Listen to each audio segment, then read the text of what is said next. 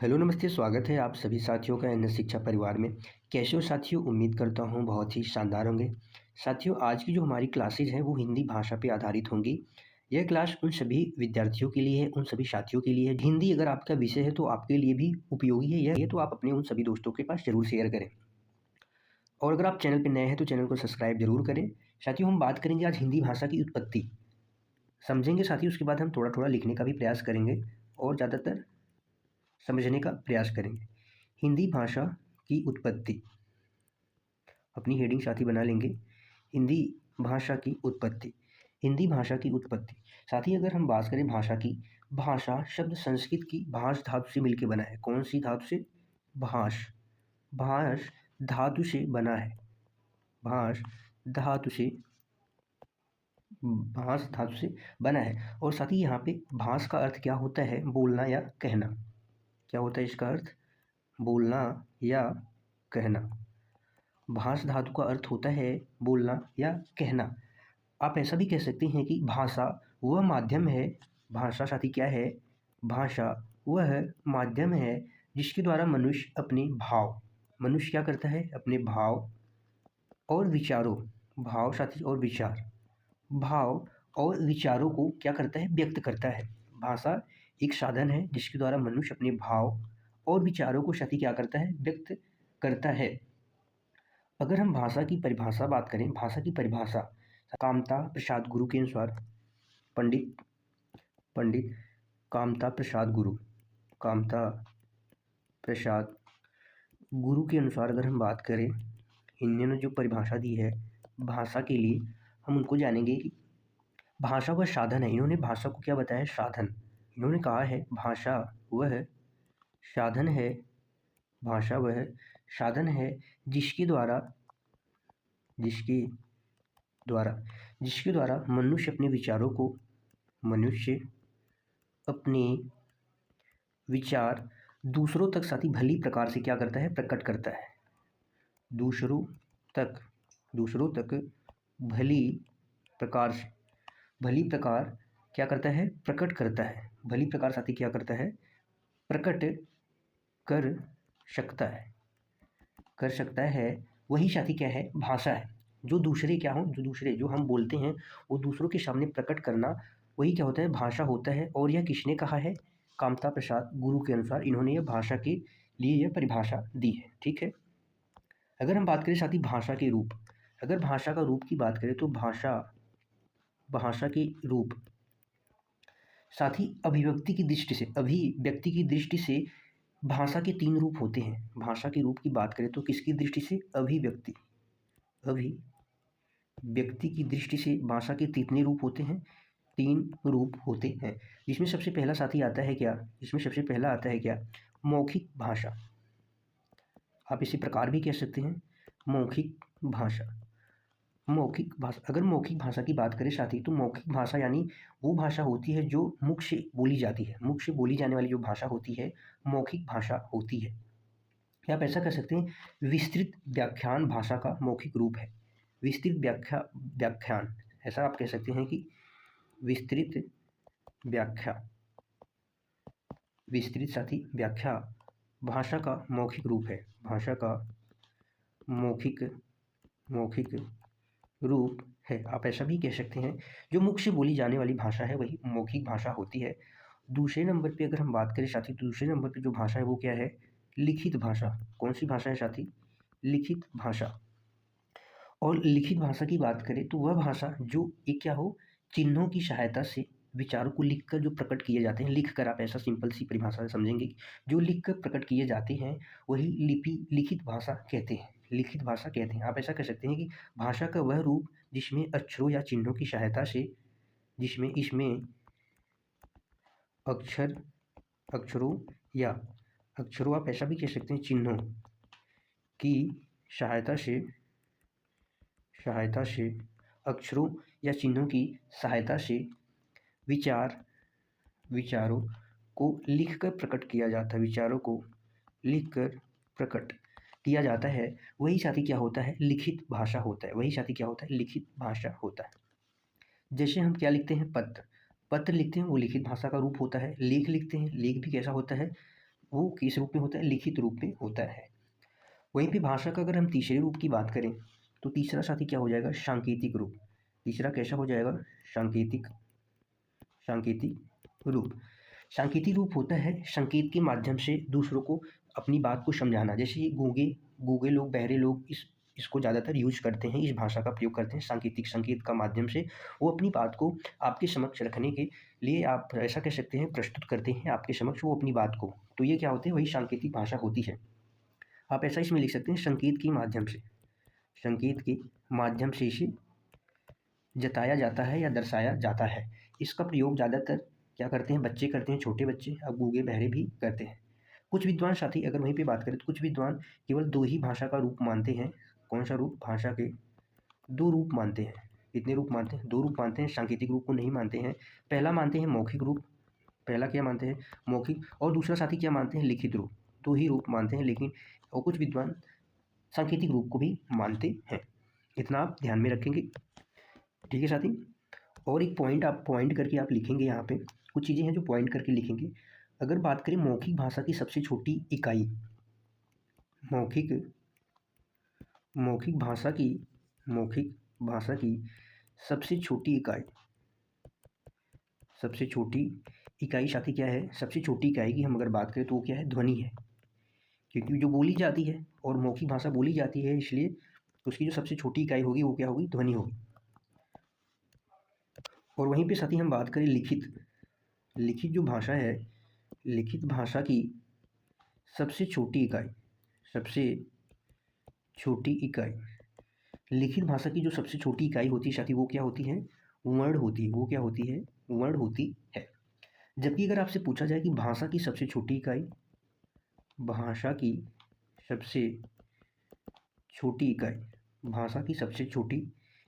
क्या है साथी? वर्ण है। क्या है? वर्ण है। आप इसे क्या कह सकते हैं?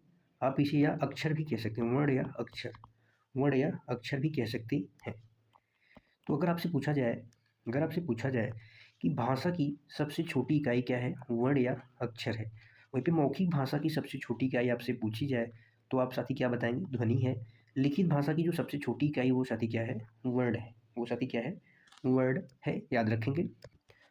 अब साथी बनाएंगे हिंदी भाषा का विकास।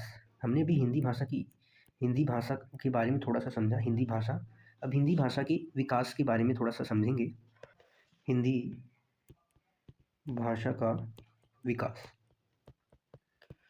थोड़ा सा इसके बारे में हम समझते चलेंगे। साथ ही अगर बात करें हिंदी भाषा की, तो अगर विश्व की बात करें तो विश्व में साथी लगभग 3000 से अधिक भाषाएं प्रचलन है। 3000 से अधिक भाषा विश्व में साथी क्या है? विश्व में 3000 से अधिक भाषाएं साथी क्या हैं? 3000 से अधिक, आप ऐसा कह सकते हैं, से अधिक भाषाएं प्रचलन में हैं। भाषाएं साथी किस में है? प्रचलन में है। और इन्हीं भाषाओं को साथी 13 भाषा परिवार में वर्गीकृत किया गया है। इनको ही साथी 13 भाषा परिवारों में वर्गीकृत किया गया है।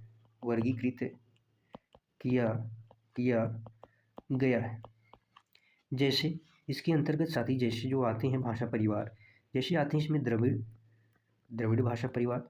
द्रविड़ के बाद साथी चीनी आ जाता है, चीनी भाषा परिवार। सुडानी आ जाता है। अमेरिकी बुशमैनी भाषा परिवार। इसके बाद साथी आता है एक भारूपी भाषा परिवार। भारूपी भाषा परिवार जो भारत और यूरोप के क्षेत्र में, भारत और यूरोप की भाषा परिवार है। भारत और यूरोप का भाषा परिवार है। तो हमारी हिंदी की जर्नी साथी यहीं से शुरू होती है। इसके अंतर्गत कुल 10 शाखाएं हैं। कितनी शाखाएं हैं? कुल 10 शाखा। कितनी शाखाएं साथी? 10 शाखाएं हैं, जिसको साथी दो भागों में विभाजित किया गया है। दो वर्गों में आप कर सकते हैं। 10 शाखाएं हैं, 10 शाखाएं हैं, दो वर्गों में बांटा गया है। दो वर्गों में बांटा गया है। पहला साथी क्या होता है? पहला क्या होता है? शतम वर्ग। पहला साथी होता है शतम वर्ग। और दूसरा साथी क्या होता है? केतुम वर्ग। दूसरा क्या होता है? केतिम वर। वहीं पे हम अगर शतम वर्ग की बात करें साथी, तो शतम वर्ग के अंतर्गत जो भाषाएं आती हैं, इसमें आती हैं आर्मीनी भाषा। आर्मीनी के बाद साथी अल्बानी भाषा भी आती है, अल्बानी भाषा, अल्बानी। और इसी में साथी भारत ईरानी भाषा आती है। कौन सी भाषा आती है? भारत ईरानी भाषा, भारत ईरानी भाषा आती है। केतु वर्ग के अंतर्गत साथी ग्रीक भाषा, जर्मनी आती है। जर्मनी की भाषा जो होती है जर्मनिक, इटैलिक आदि भाषाएं क्या होती हैं? केतु वर्ग के अंतर्गत आती है। ठीक है। और यहाँ से अगर हम यहाँ से बात करें, तो यहाँ पे जो हमारे लिए इम्पोर्टेंट है, यहाँ पे साथी हमारे लिए जो इम्पोर्टेंट है वो क्या है? साथी भारत ईरानी भाषा। हिंदी भाषा के बारे में हम पढ़ेंगे तो ये हमारे लिए इम्पोर्टेंट है, भारत ईरानी भाषा। भारत ईरानी भाषा साथी 3 भागों में विभाजित है। कितने भागों में? 3 भाग इसको देखने को मिलते हैं। भारत ईरानी भाषा, भारत ईरानी भाषा, भारत ईरानी भाषा। साथी इसके 3 भाग हैं। कौन कौन से हैं थोड़ा समझेंगे। जिसमें साथी पहला आता है भारतीय आर्य भाषा, भारतीय आर्य भाषा परिवार, भारतीय आर्य भाषा। इसके बाद दूसरा आता है दरद आता है। तीसरा साथी क्या आता है? ईरानी आता है। दरद आता है और तीसरा क्या होता है? ईरानी आ जाता है। ईरानी के अंतर्गत जो विकसित है, इसमें भाषाएं आती हैं फारस, उर्दू, अरबी, दादरी। ये साथी सारी क्या हैं? विदेशी भाषाएं हैं।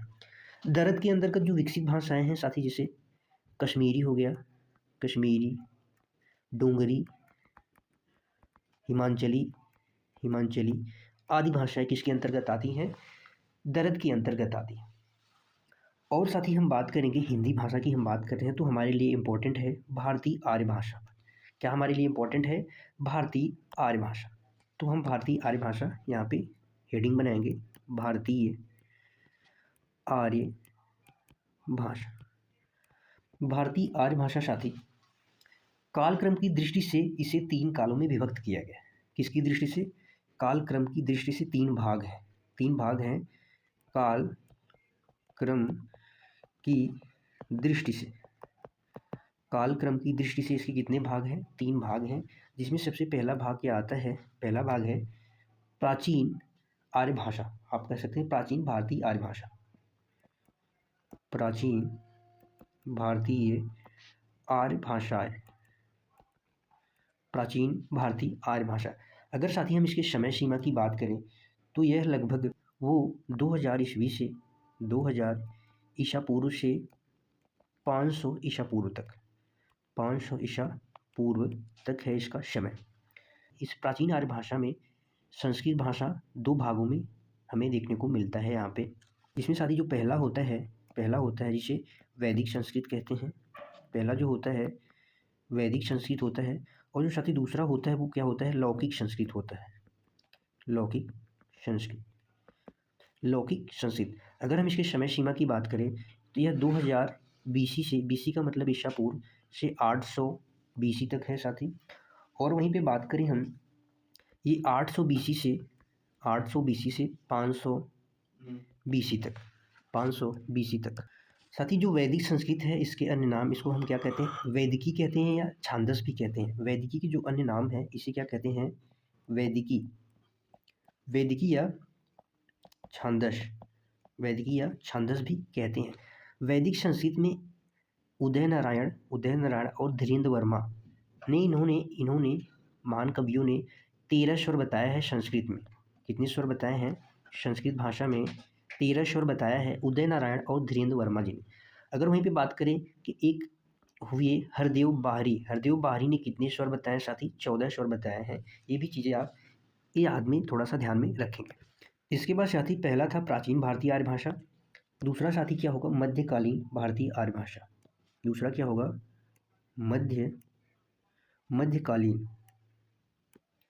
मध्यकालीन भारतीय आर्य भाषा, भारतीय आर्य भाषाएं। आप ऐसा कह सकते हैं, भारतीय आर्य भाषाएं।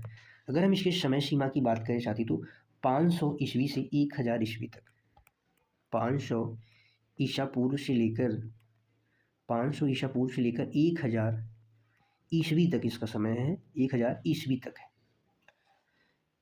इसमें साथी हमें पहले इसके अंतर्गत जो भाषाएं हमें देखने को मिलती हैं, पहला पाली मिलता है और दूसरा जो साथी मिलता है वो प्राकृति मिलता है, प्राकृत, और तीसरा जो भाषा मिलती है वो क्या मिलती है, अपभ्रंश मिलती है।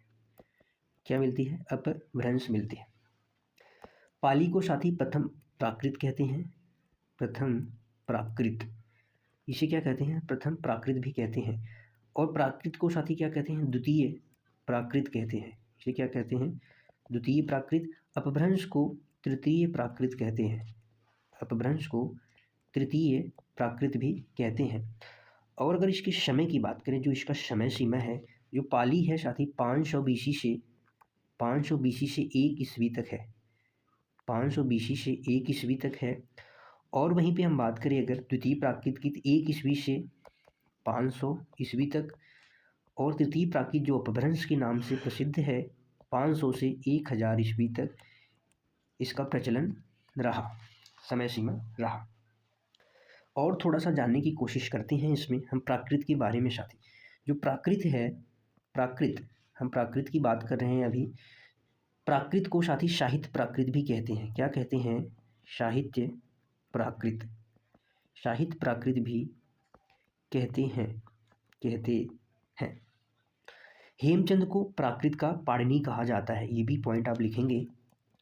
हेमचंद को, हेमचंद्र को प्राकृत का पाणिनि कहा जाता है, पाणिनि कहा जाता है।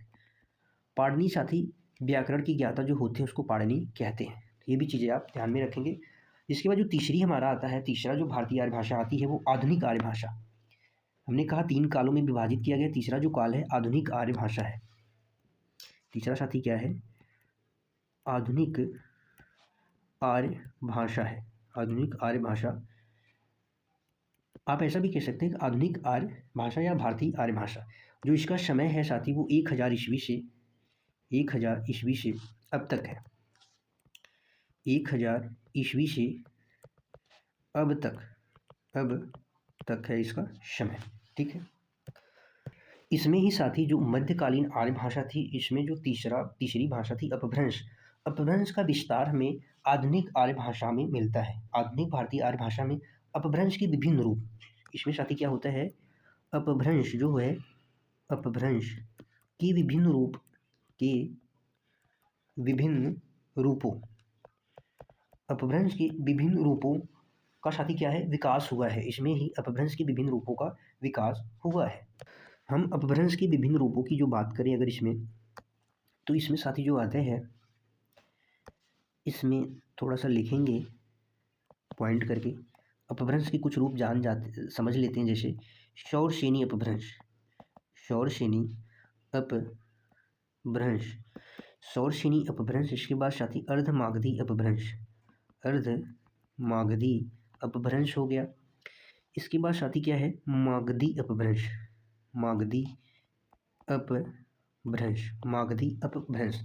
इसके बाद साथी कैकेय अपभ्रंश, ब्रांचड़ अपभ्रंश, महाराष्ट्रीय अपभ्रंश, ब्रांचड़ अपभ्रंश, ब्रांचड़ अपभ्रंश, ब्रांचड़ अपभ्रंश, ठीक है।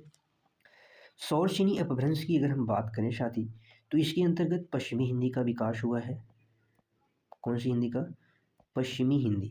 पश्चिमी हिंदी का विकास अगर आपसे पूछा जाए किस अपभ्रंश से हुआ है, तो आप बताएंगे शौरसेनी अपभ्रंश।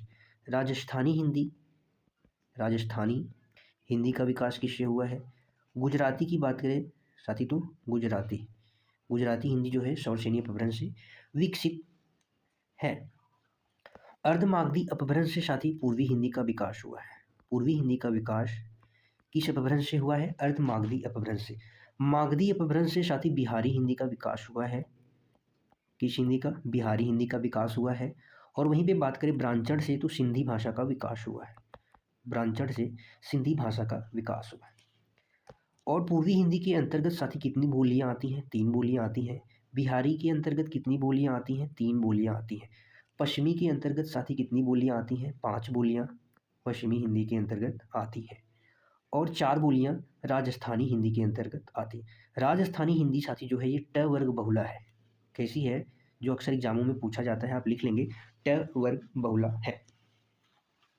ठीक है, यहाँ पे एक स्टार मार्क करेंगे साथी, स्टार मार्क करके लिखेंगे हिंदी भाषा के अंतर्गत, हिंदी भाषा के अंतर्गत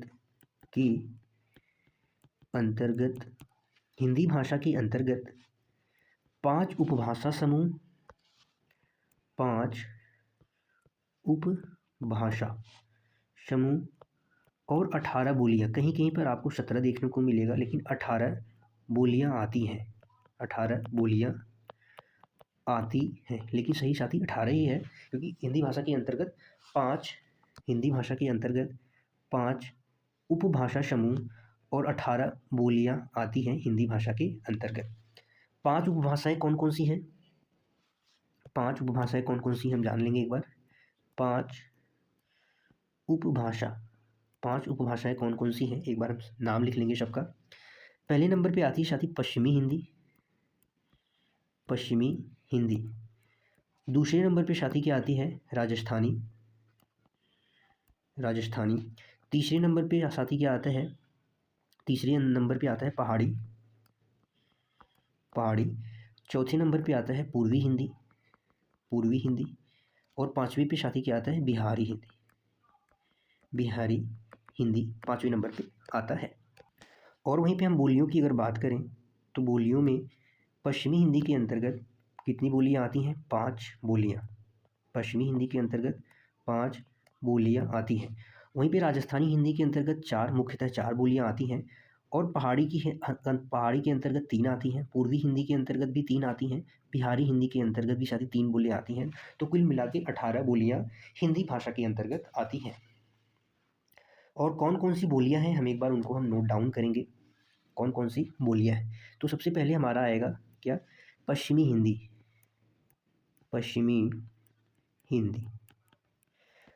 हिंदी के अंतर्गत साथी कौन कौन सी बोलियां आती हैं? इसके अंतर्गत मुख्यतः 5 बोलियां आती हैं, जिसमें पहला है साथी खड़ी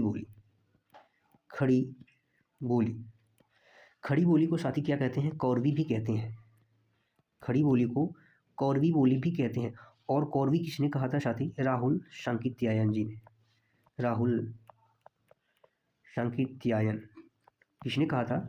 राहुल सांकृत्यायन जी ने खड़ी बोली को कौरवी कहा था। इसके बाद साथी आता है ब्रज भाषा। खड़ी बोली की बात करें साथी तो ये कहाँ पे बोली जाती हैं? खड़ी बोली दिल्ली मेरठ क्षेत्र में बोली जाती हैं। और वहीं पे ब्रज भाषा जो है मथुरा, अलीगढ़, आगरा क्षेत्र में बोली जाती है। आदि क्षेत्रों में बोली जाती है, मथुरा, अलीगढ़, आगरा। इसके बाद साथी जो आता है वो क्या आता है? कन्नौजी बोली साथी क्या है? कन्नौज के क्षेत्र में बोली जाती है। किस क्षेत्र में? कन्नौज के क्षेत्र में। उसके बाद बुंदेली बोली आती है, बुंदेली के बाद साथी क्या आता है? हरियाणवी बोली आता है। हरियाणवी को साथी क्या कहते हैं? बांगरू भी कहते हैं, बांगरू या जाटू भी कहते हैं। हरियाणवी जो है साथी वो कहाँ बोली जाती है? रोहतक, हिसार क्षेत्र में बोली जाती है। बुंदेली जो है बुंदेलखंड, झांसी, हमीरपुर के क्षेत्र में बोली जाती हैं। आप ये भी चीज़ें याद रखेंगे। खड़ी बोली की बात करें साथी तो खड़ी बोली जो है वो आकार बहुला है। कैसी है? आकार बहुला है। कैसी है? आकार बहुला है। और जो ब्रज भाषा है साथी वो कैसी है? ओकार बहुला है। कन्नौजी जो है वो भी साथी क्या है? ओकार बहुला है। बुंदेली भी ओकार बहुला है। और लेकिन हरियाणवी जो है ये भी साथी क्या है? आकार बहुला है। ये भी चीज़ें आपको ध्यान में रखनी है। दूसरा साथी क्या आता है? अगर पश्चिमी हिंदी की हम ट्रिक की बात करें, अगर कैसे आपको याद होगा, नहीं याद हो रहा है तो इसकी एक ट्रिक है साथी, कब है। के से क्या होता है? खड़ी बोली। बी से साथी क्या हो जाएगा? ब्रज भाषा। फिर के से क्या हो जाएगा? कन्नौजी। बी से क्या हो जाएगा? बुंदेली। कब है। एच से क्या हो जाएगा? हरियाणवी। कब है। क से खड़ी बोली, ब्रज से ब्रज भाषा, क से कन्नौजी, ब से बुंदेली, बी से एच से क्या हो जाएगा? हरियाणवी बोली हो जाएगा। तो कब है इस ट्रिक से आप पश्चिमी हिंदी के अंतर्गत 5 बोली आती हैं, आप ध्यान में रख सकते हैं। इसके बाद साथी दूसरे नंबर पे जो आती है बोली वो क्या आती है? राजस्थानी। राजस्थानी उपभाषा आती है। और राजस्थानी जो उपभाषा है, राजस्थानी साथी जो उपभाषा है ये कैसी है? ट वर्ग बहुला है। राजस्थानी साथी जो भाषा है वो कैसी है? ये ट वर्ग बहुला है।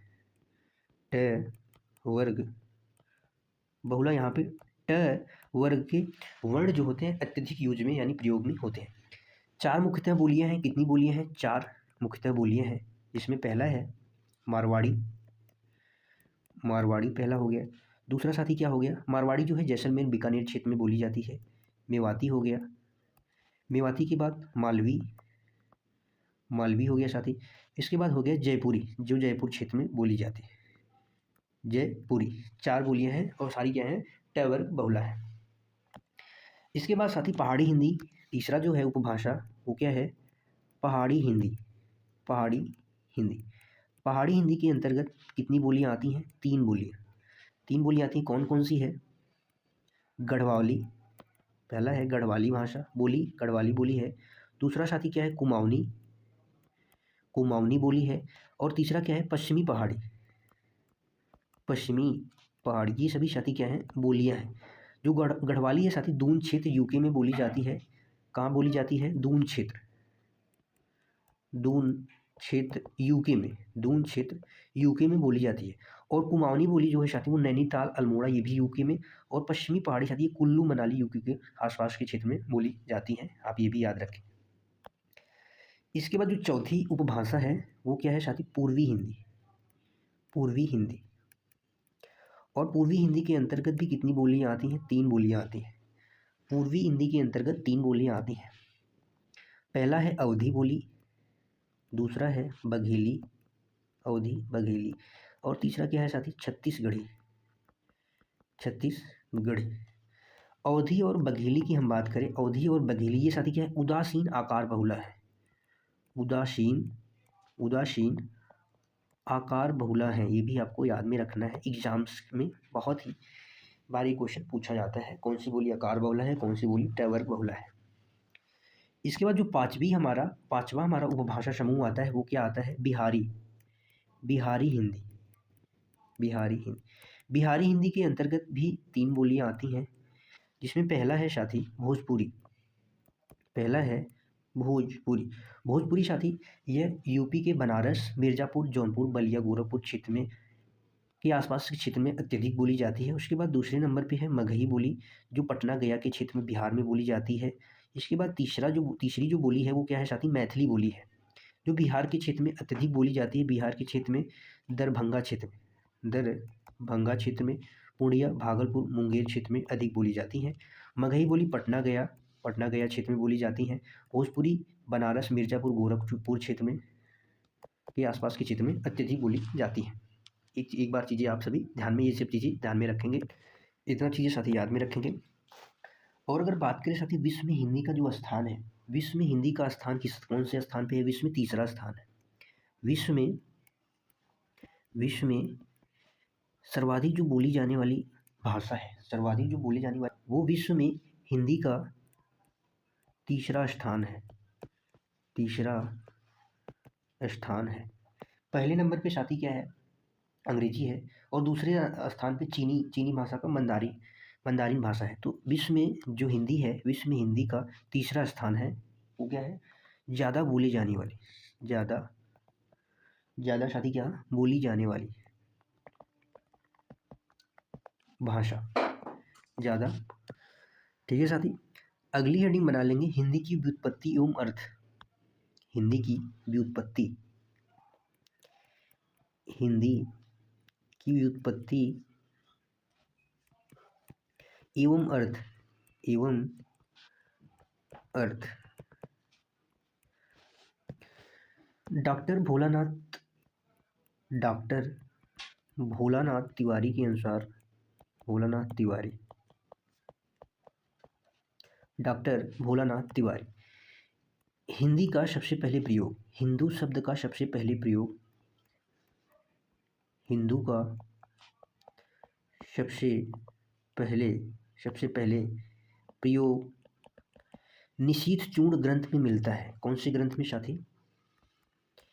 निशीथ चूर्ण, निशीथ चूर्ण चूड़ी है, निशीथ चूड़ी ग्रंथ है साथी, निशीथ चूड़ी ग्रंथ में मिलता है, में मिलता है।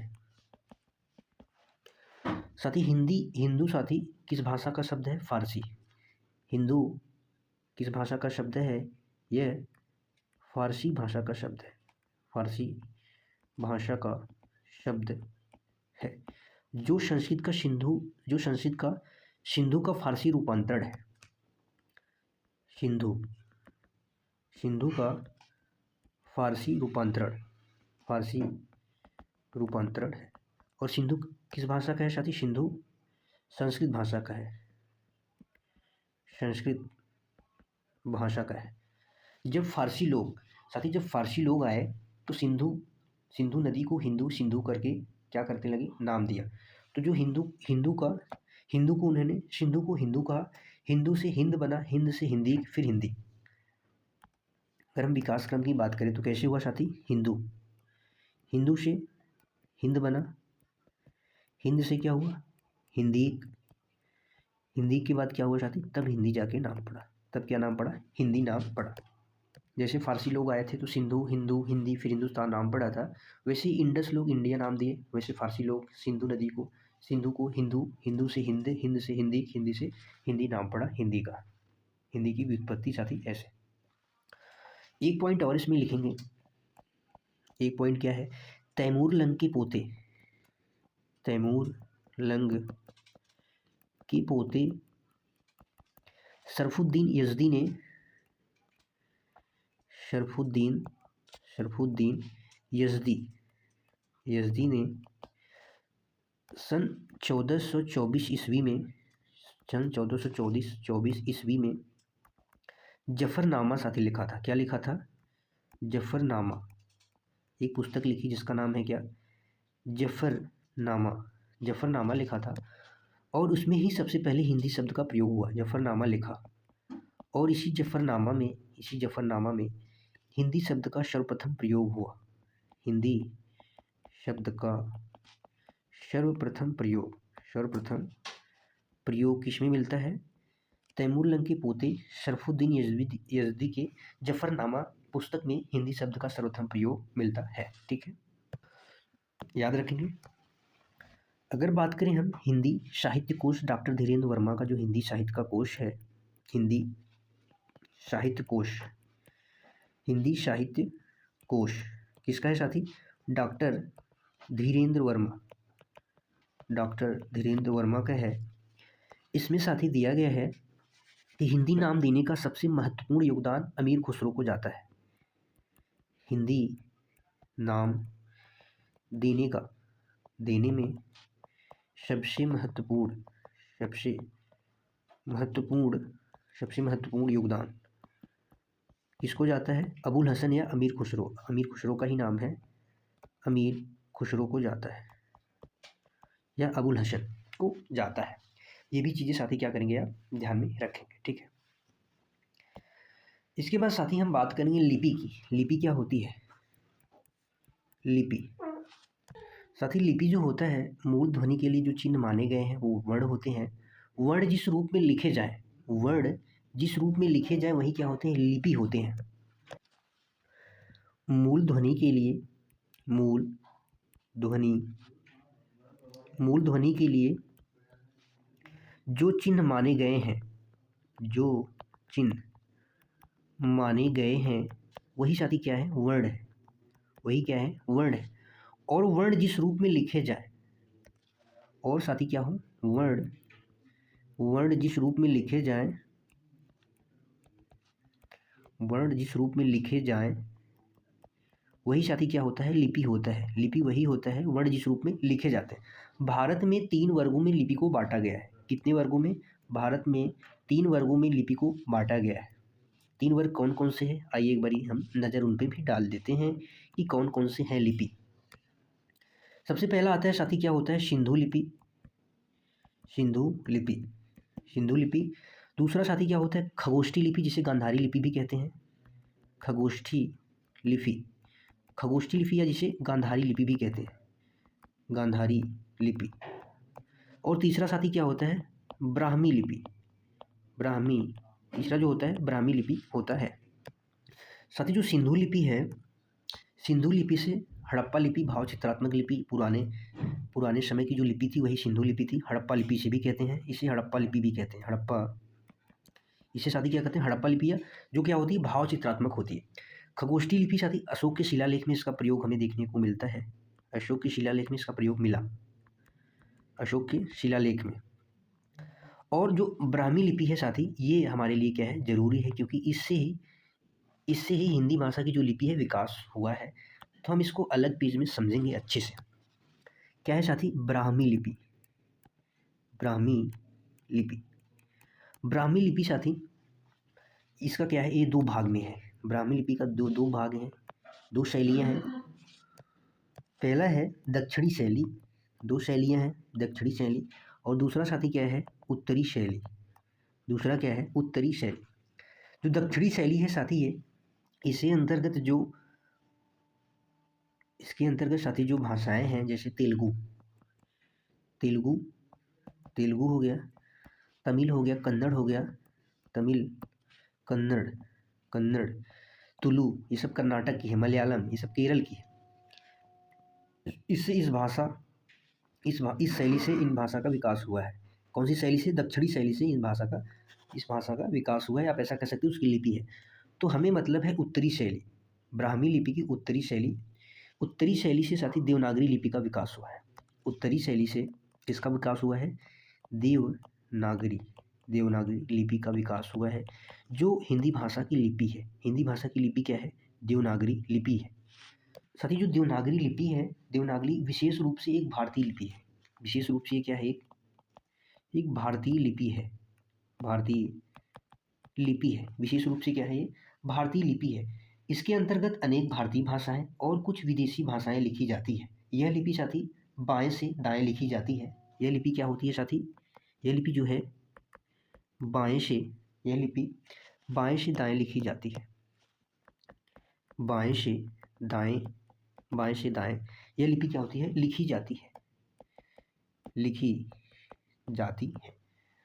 और इसकी पहचान एक क्षैतिज रेखा होती है, जिसके ऊपर एक शिरोरेखा, क्षैतिज रेखा यानी सीधी रेखा, और जिसके ऊपर एक शिरोरेखा होती है। इसकी पहचान है कि क्षैतिज रेखा होगी और एक साथी क्या होगी, शिरोरेखा होगी, जो देवनागरी लिपि होगी। क्षैतिज रेखा और शिरोरेखा, ठीक है, याद रखेंगे। अब हम बात करेंगे देवनागरी लिपि की। देवनागरी जो लिपि है, इसकी हम बात करें थोड़ा सा और इसके बारे में। देवनागरी लिपि का सर्वप्रथम प्रयोग गुजरात के शासक जयभट्ट के शिलालेख में मिलता है। इसका साथी सर्वप्रथम प्रयोग गुजरात के शासक हुए जयभट्ट। ये कहाँ के शासक थे साथी, गुजरात के शासक थे। कहाँ के, गुजरात के शासक हुए 7वीं से 8वीं शताब्दी के बीच। और इनके शिलालेख में जयभट्ट के शिलालेख में हमें ये देखने को मिला। शिलालेख, सर्वप्रथम प्रयोग गुजरात के शासक जयभट्ट के शिलालेख में इनका प्रयोग देवनागरी लिपि का मिला, ठीक है। और किसके अनुसार, ये डॉक्टर द्वारिका प्रसाद सक्सेना के अनुसार, इन्होंने ही बताया, डॉक्टर द्वारिका प्रसाद सक्सेना के अनुसार, ठीक है। अगर बात करें साथी देवनागरी लिपि में सुधार,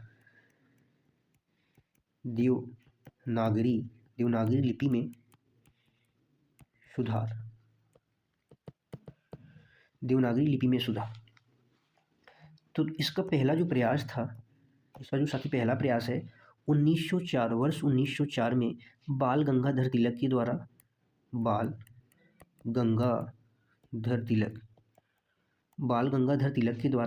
190 टंकट फ्रंट लॉन्च किए, यानी टाइपिंग फ्रंट, जिसे तिलक फ्रंट के नाम से भी जानते हैं। 190 टंकट फ्रंट लॉन्च किए।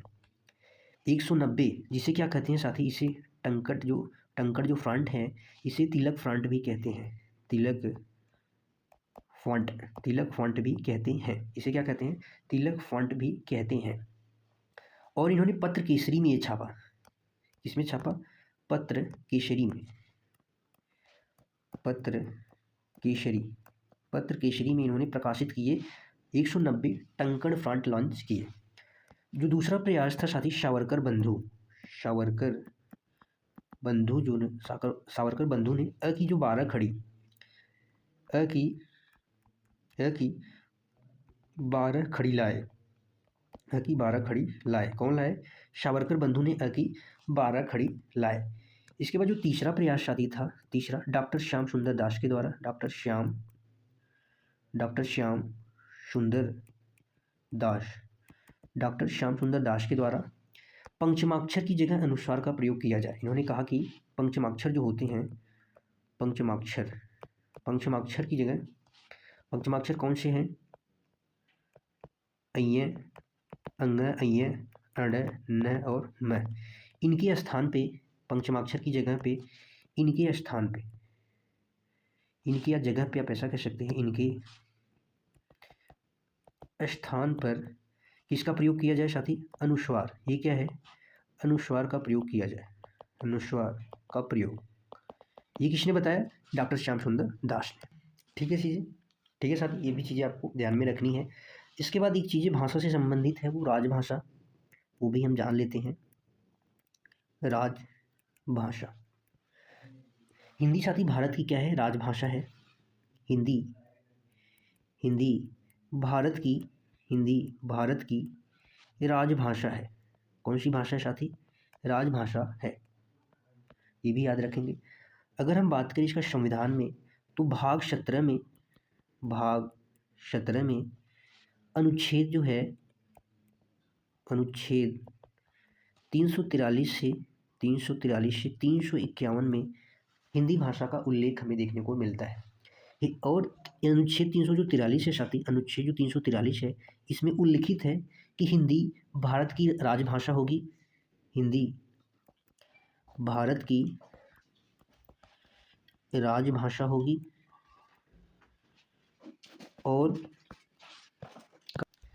और लिपि, अनुच्छेद 343 में हिंदी जो है साथी भारत की राजभाषा और लिपि देवनागरी होगी, इसका उल्लेख है। देवनागरी होगी, लिपि कैसी होगी? देवनागरी होगी, अनुच्छेद 343 में उल्लेख है। और अगर वो एक चीज़ और हम बात करें साथी, तो संविधान की 8वीं अनुसूची में, संविधान की 8वीं अनुसूची में 22 भाषाओं में हिंदी भाषा का स्थान है। 8वीं अनुसूची में कितनी भाषा है? 22 भाषाएं, जिसमें से एक हिंदी भाषा भी है। ये भी चीज़ें आपको ध्यान में रखनी है। एक पॉइंट और लिखेंगे, 1955 में, वर्ष 1955 में बाल गंगाधर खेर यानी बीजी खेर, बाल गंगाधर खेर, जिसे शॉर्टकट में बीजी खेर की अध्यक्षता में साथी, की अध्यक्षता में प्रथम राजभाषा आयोग का गठन किया गया। प्रथम राजभाषा आयोग का गठन किया गया। साथ ही इसमें कुल कितने सदस्य थे? जो प्रथम राजभाषा आयोग था, इसमें कुल कितने सदस्य थे? 21 सदस्य, 21 सदस्य थे। और अगर हम बात करें तो उस समय जो राष्ट्रपति थे, उनका क्या नाम था? राष्ट्रपति। उस समय जो राष्ट्रपति थे वो कौन थे? डॉक्टर राजेंद्र प्रसाद। उस समय राष्ट्रपति कौन थे? डॉक्टर राजेंद्र प्रसाद थे उस समय राष्ट्रपति। ये भी चीज़ें आपको याद में रखनी है, ठीक है। अब साथी हम बात करेंगे हिंदी का विकास क्रम। अब हमने भी बात की हिंदी का विकास क्रम, एक छोटे से रूप में हिंदी का विकास क्रम देखेंगे। उसके बाद हम अपनी इस क्लास को हम विराम देंगे। विकास क्रम, हिंदी का विकास क्रम। हिंदी का विकास क्रम में हमने सबसे पहले देखा क्या साथी? वैदिक संस्कृत। इसके बाद लौकिक संस्कृति आता है। हिंदी का विकास क्रम है लौकिक के बाद साथी पाली भाषा, पाली के बाद साथी प्राकृत के बाद साथी किस भाषा का विकास होता है? अपभ्रंश भाषा का विकास होता है। अपभ्रंश के बाद अवहट्ट, जिसे पुरानी हिंदी कहते हैं। अपभ्रंश के बाद अपभ्रंश के बाद अवहट भाषा आता है। अवहट अवहट जो पुरानी हिंदी है और उसके बाद हिंदी भाषा का विकास होता है। हिंदी भाषा का साथी विकास क्रम यही है, आप इसको नोट डाउन कर लें। ठीक है साथी, बताएंगे साथी आज की जो क्लास थी कैसी लगी। हमने जो प्रयास किया है बताएंगे कैसा था आप सभी के समक्ष। कल एक क्लास और लेंगे साथी। ये जो छोटी छोटी क्लासेस लेंगे, हमारी जो क्लासेज होंगी वो क्या होंगी, मैराथन क्लास होंगी। जो छोटी छोटी क्लासेज होंगी मैराथन होगी। 2 दिन 3 दिन 4 दिन के बीच में एक एक क्लासेज ऐसे आती रहेंगी। आप सभी का धन्यवाद है क्लास को अंत तक देखने के लिए। फिर मिलते हैं अगली क्लास में, शायद हिंदी साहित्य की क्लास होगी अगली जो हमारी क्लास होगी। बताएंगे साथी क्लास कैसी लगी। मिलते हैं अगली क्लास में, तब तक के लिए बाय बाय साथी। Thank you so much. खुश रहिए, मस्त रहिए, पढ़ते रहिए। जय हिंद साथियों।